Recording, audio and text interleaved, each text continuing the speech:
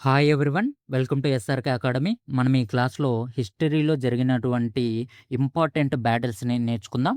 First of all ancient హిస్టరీలో జరిగినటువంటి Hydaspes యుద్ధం నుండి మోడర్న్ హిస్టరీలో జరిగినటువంటి కార్గిల్ వార్ వరకు జరిగినటువంటి అన్ని యుద్ధాలను మనం తెలుసుకుందాం.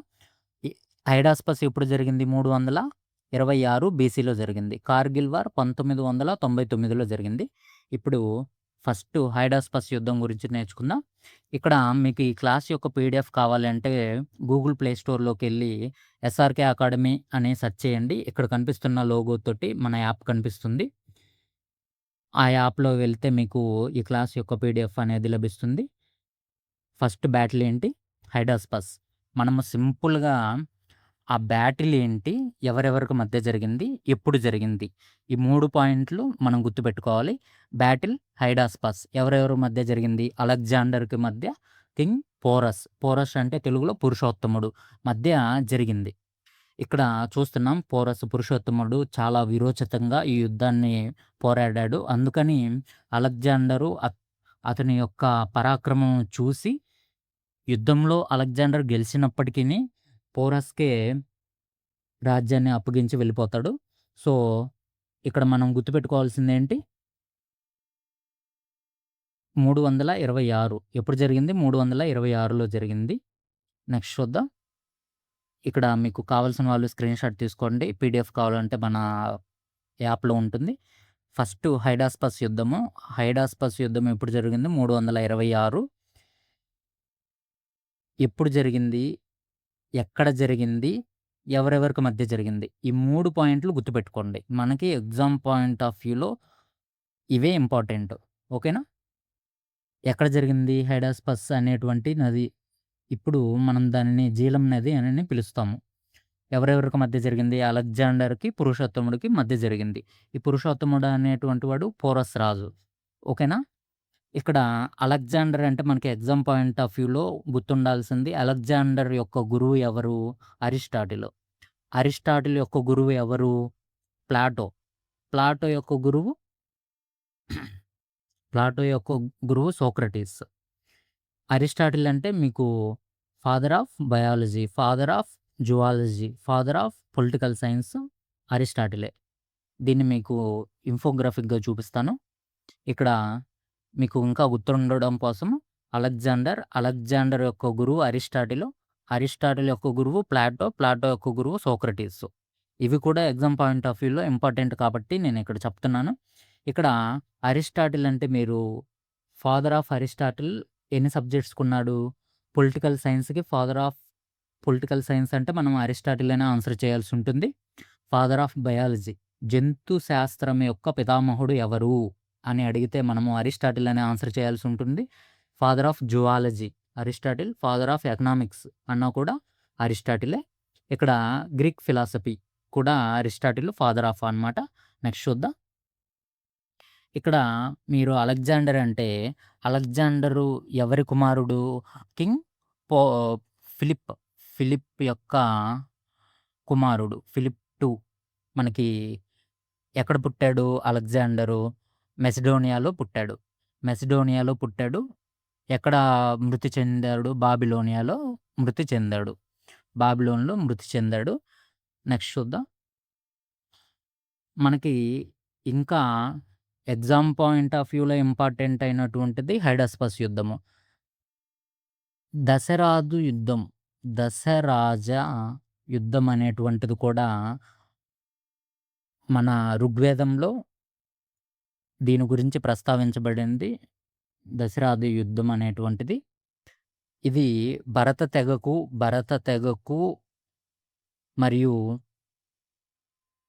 10 దశ కింగులకి కింగ్స్ భరత తెగకు మరియు 10 కింగ్స్‌కి మధ్య జరిగింది. దశరాజ యుద్ధం అని అంటారు. ఇది ఋగ్వేదంలో దీని గురించి ప్రస్తావించబడింది. ఋగ్వేదంలో దీని గురించి ప్రస్తావించబడింది. కింగ్ సుదాస్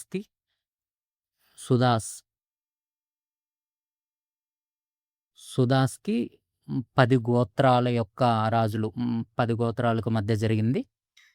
ఏ నది ఒడ్డున జరిగింది అనంటే, ఈ దశరాథ యుద్ధం అనేటువంటిది ఏ నది ఒడ్డున జరిగింది అని కొన్నిసార్లు అడుగుతారు. పరుష్ని నది అని అంటాము. ఇప్పుడు ప్రస్తుతం రవి నది, రవి నదిగా పిలుస్తున్నాం. మనకి ఎగ్జామ్ పాయింట్ ఆఫ్ వ్యూలో మొట్టమొదటిసారిగా భారతదేశ చరిత్రలో ప్రథమంగా లిఖించబడినటువంటి యుద్ధము ఏంటంటే, దశరాజ యుద్ధము అనేటువంటిది. నెక్స్ట్ చూద్దాం. Ashoka, the Kalinga war, most important war ఇది. ఎప్పుడు జరిగింది? 261 బీసీలో జరిగింది. ఇక్కడ Kalinga, the battle that changed A king's heart, ఈ పాయింట్ అనేటువంటిది గుర్తుపెట్టుకోవాలి. ఇక్కడ మనం చూస్తున్నాము. ఇది మీరు గుర్తుపెట్టుకోవడం కోసం మాత్రమే నేను ఇలాగా జనరేట్ చేసి మీకు ఇన్ఫోగ్రాఫిక్‌గా చూపిస్తున్నాను పిక్చర్స్‌ని. ఈ యుద్ధం తర్వాత అశోకుడు బౌద్ధ మతాన్ని స్వీకరిస్తాడు. నెక్స్ట్ చూద్దాం. ఇక్కడ యుద్ధము ఎప్పుడు జరిగింది? ఎప్పుడు జరిగింది? 261 బీసీలో జరిగింది. ఎక్కడ జరిగింది? ఫస్ట్ పాయింట్ ఎప్పుడు జరిగింది? ఎక్కడ జరిగింది? ఎవరెవరికి మధ్య జరిగింది? ఈ 3 పాయింట్లు గుర్తుపెట్టుకోవాలి. మనము తక్కువ టైంలో మోస్ట్ ఇంపార్టెంట్ పాయింట్స్‌ని కవర్ చేయాలి. మనము మెయిన్ ఎజెండా ఏంటి? తక్కువ సమయంలో ఎక్కువ ఎగ్జామ్ పాయింట్ ఆఫ్ వ్యూలో మాత్రమే మనం చదవాలి. మనము హిస్టరీ క్లాసెస్ చెప్పుకునేటప్పుడు సబ్జెక్ట్ వైజు దాని వృత్తాంతం మొత్తం తెలుసుకుందాం. ఇక్కడ మనము ఓన్లీ ఎగ్జామ్ పాయింట్ ఆఫ్ వ్యూలో ఒక స్మార్ట్ అప్రోచ్‌గా ఎళ్దాం. ఇక్కడ కళింగ యుద్ధము ఎప్పుడు జరిగింది? 261లో జరిగింది. ఎక్కడ? కళింగ అనేటువంటి ప్రాంతంలో. ఇప్పుడు ఒడిస్సా స్టేటు. ఎవరెవరి మధ్య జరిగింది? అశోకుడు, మౌర్య సామ్రాజ్యంలో ఉన్నటువంటి అశోకుడికి మధ్య జరిగింది. ఇక్కడ ఈ పాయింట్ గుర్తుపెట్టుకోవాలి మీరు. బౌద్ధ మతాన్ని స్వీకరించాడు. ఏ యుద్ధం అనంతరము అశోకుడు బౌద్ధ మతాన్ని స్వీకరించాడంటే కళింగ యుద్ధము. ఇక్కడ ఎవరెవరికి మధ్య జరిగింది? అశోకుడికి అనంత పద్మనాభుడు. అనంత అనంత పద్మనాభుడికి మధ్య జరిగింది. నెక్స్ట్ చూద్దాం. ఇక్కడ అశోకుడు అంటే మనకి ఇంపార్టెంట్ పాయింట్స్ గుర్తుపెట్టుకోవాల్సిందేంటి ఎగ్జామ్ పాయింట్ ఆఫ్ వ్యూలో? మౌర్య వంశంలో గొప్ప చక్రవర్తి అశోకుడు. అండ్ కళింగ యుద్ధం. కళింగ యుద్ధము ఈయన జీవితంలో కీలక మలుపు అనేటువంటిది జరిగింది. సుమారుగా 1,00,000 మంది మరణించారు. ఇంకొకటి ఇంపార్టెంట్ పాయింట్ ఏంటి ఇక్కడ? ఈ యుద్ధానంతరం బౌద్ధ మతాన్ని స్వీకరించాడు. ఇక్కడ ఇది మోస్ట్ ఇంపార్టెంట్ పాయింట్. 13వ రాక్ ఎడిషన్, 13థ్ రాక్ ఎడిషన్ దేని గురించి తెలియజేస్తుంది మనకి? కళింగ యుద్ధం ఫలితాలను వివరిస్తుంది. ఇది important 7th point. Third Buddhist council ఎక్కడ జరిగింది? 250 బీసీలో జరిగింది. ఇక్కడ పాటలీపుత్ర అనేటువంటిది ఇంపార్టెంట్. ఎక్కడ కండక్ట్ చేశారు అంటే పాటలీపుత్రలో జరిగింది. నెక్స్ట్ చూద్దాం. ఇతని కుమారుడు మహేంద్ర, కుమార్తె సంఘమిత్ర. ఇది ఇంపార్టెంట్. అశోకుని యొక్క సింహస్తంభం మనం లయన్ క్యాపిటల్ అని అంటాము. లయన్ క్యాపిటల్‌ని నేషనలైజ్డ్ ఎప్పుడు చేశారు? నేషనల్ ఎంబ్లమ్‌గా ఎప్పుడు డిక్లేర్ చేశారు అంటే 24 జాన్ 1950 కదా! జస్ట్ రిమైండ్ చేసుకుందాం. ఇక్కడ వచ్చింది కాబట్టి. ఇక్కడ నెక్స్ట్ చూద్దాం. అశోకుని 24 స్పోక్స్ జాతీయ పతాకంలో ఉంచబడ్డాయి. నెక్స్ట్ చూద్దాం. బౌద్ధ సంగీతు థర్డ్‌ది అశోకుడు కండక్ట్ చేశాడు. ఫస్ట్ బౌద్ధ సంగీతు 483 రాజగృహంలో జరిగింది. రెండోది ఎక్కడ జరిగింది? 383 బీసీలో జరిగింది. వైశాలిలో జరిగింది. మూడోది అశోకుడు 250లో పాటలీపుత్రలో జరిగింది. నాలుగవది 72 ఇవన్నీ క్రీస్తు పూర్వము, క్రీస్తు పూర్వము. ఇది క్రీస్తు శకము. ఓకేనా? ఎవరు కండక్ట్ చేశారు? అది మెయిన్ మనకి. ఎవరు కండక్ట్ చేశారు? ఒక్క నిమిషం. ఇది ఫస్ట్‌ది ఎగ్జామ్ పాయింట్ ఆఫ్ వ్యూలో ఈ 4 చాలా సార్లు అడిగారు. మో మనకి స్టేట్ లెవెల్ ఎగ్జామ్స్ అయినా, సెంట్రల్ లెవెల్ ఎగ్జామ్స్ అయినా ఈ పాయింట్‌లనేటువంటిది చాలా ఇంపార్టెంటు. ఫస్ట్ రాజగృహంలో జరిగినటువంటిది అజాతశత్రువు. నేను పూర్తిగా రాయట్లేదు. మీకు జస్ట్ చెప్తున్నాను. మనకి తక్కువ టైంలో ఎక్కువ పాయింట్‌లను కవర్ చేయాలి. రెండవది కాలశోకుడు.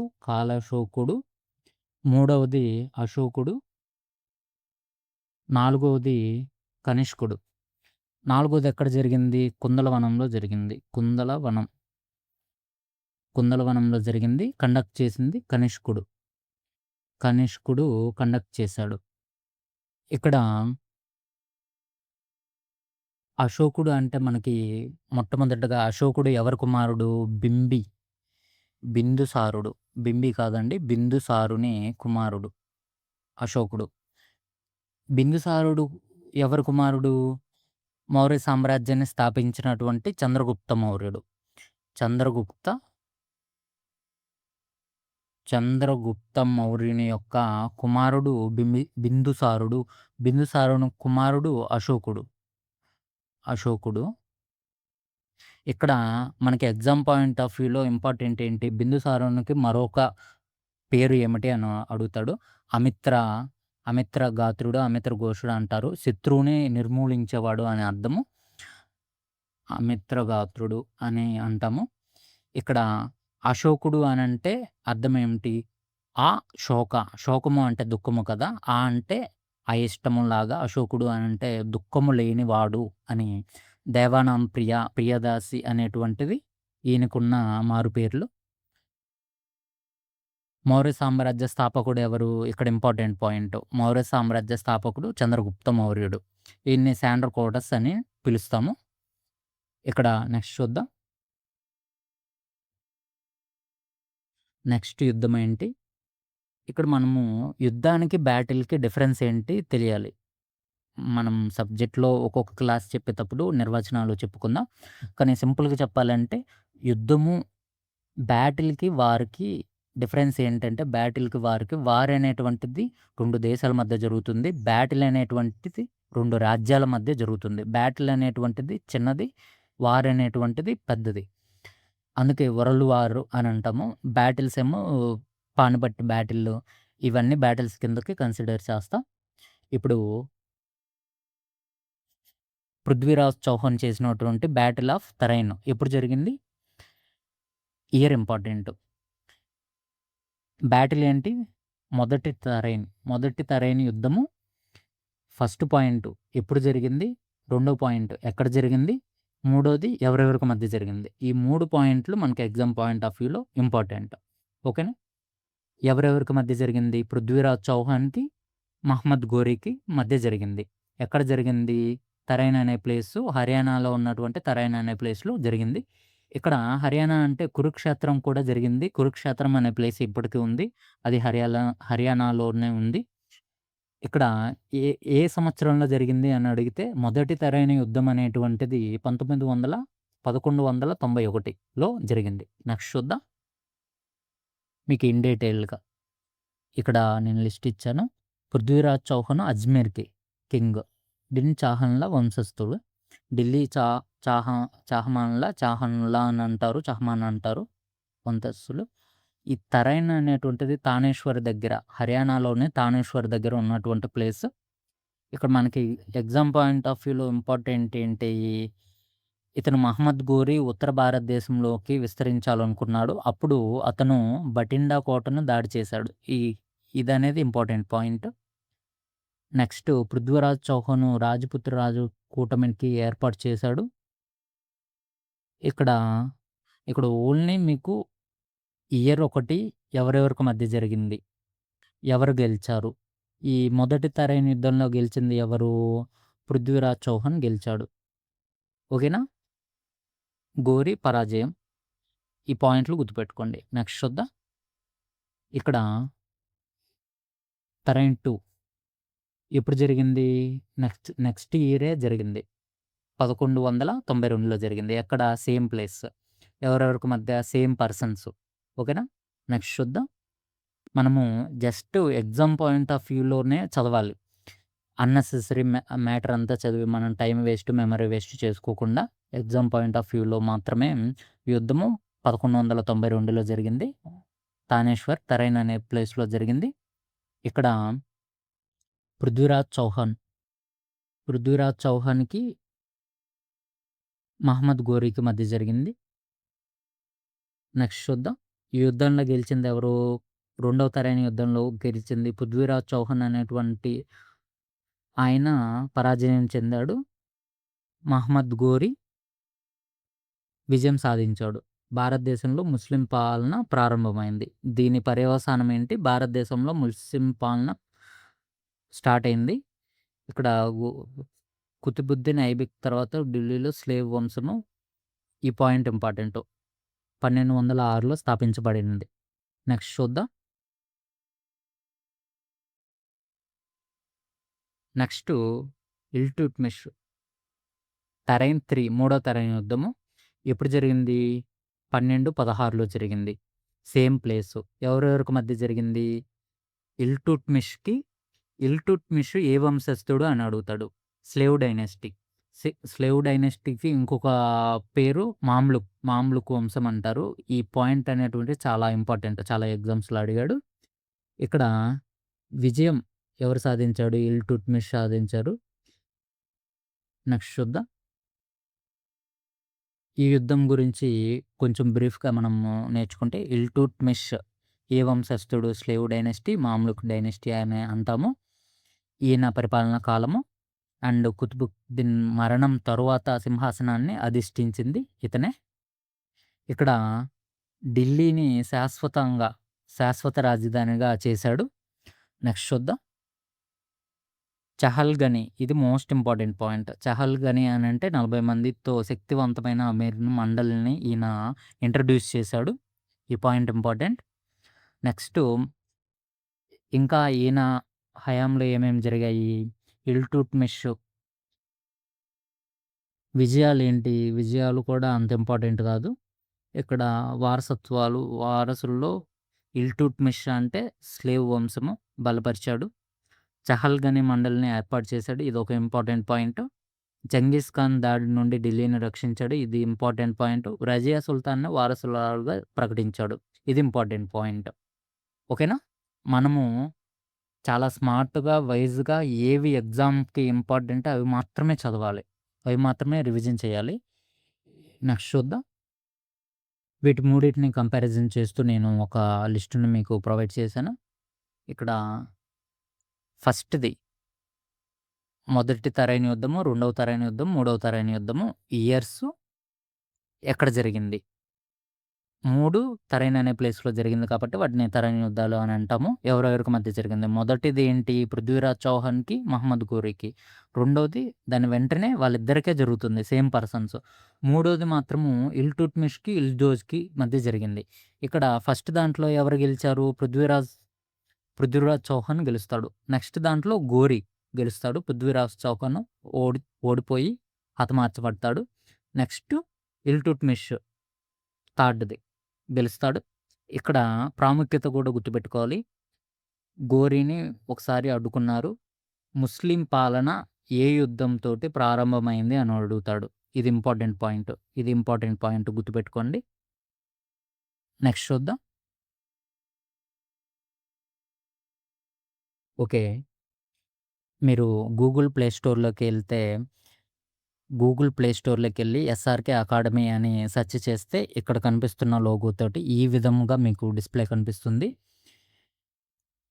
మన యాప్‌ని ఇన్‌స్టాల్ చేయండి. ఇక్కడ మీకు గ్రూప్ డి కోర్స్ కావాలి అనంటే 30 ఫుల్ లెంగ్త్ రియల్ టైమ్ మాక్ టెస్ట్‌లు, 14,000 ఎన్‌సీఈఆర్‌టీ ఎంసీక్యూస్, ఇవి పీవైక్యూస్, మోస్ట్ ఇంపార్టెంట్ పీడిఎఫ్స్. ఇక్కడ మనము చర్చించుకున్నటువంటి హిస్టరీ, ఇయర్సు, బ్యాటిల్సు అన్నీ క్రోనలాజికల్ ఆర్డర్‌లో చాలా మోస్ట్ వాల్యుబుల్, యూనిక్‌గా మన యాప్‌లో మాత్రమే దొరికే పీడిఎఫ్‌లు ఉన్నాయి. మీరు యుటిలైజ్ చేసుకోండి. ఈ క్లాస్‌లో మనము 5 బ్యాటిల్స్‌ని తెలుసుకున్నాం. ఈ విధంగా రిమైనింగ్ ఉన్నటువంటి అన్ని బ్యాటిల్స్‌ని నేర్చుకుందాం. ఈ వీడియో మీకు నచ్చినట్లయితే లైక్ చేయండి, షేర్ చేయండి. మీ ఫీడ్‌బ్యాక్‌ని కామెంట్ రూపంలో తెలియజేయండి. Please subscribe to SRK academy YouTube channel. Thank you. జై హింద్.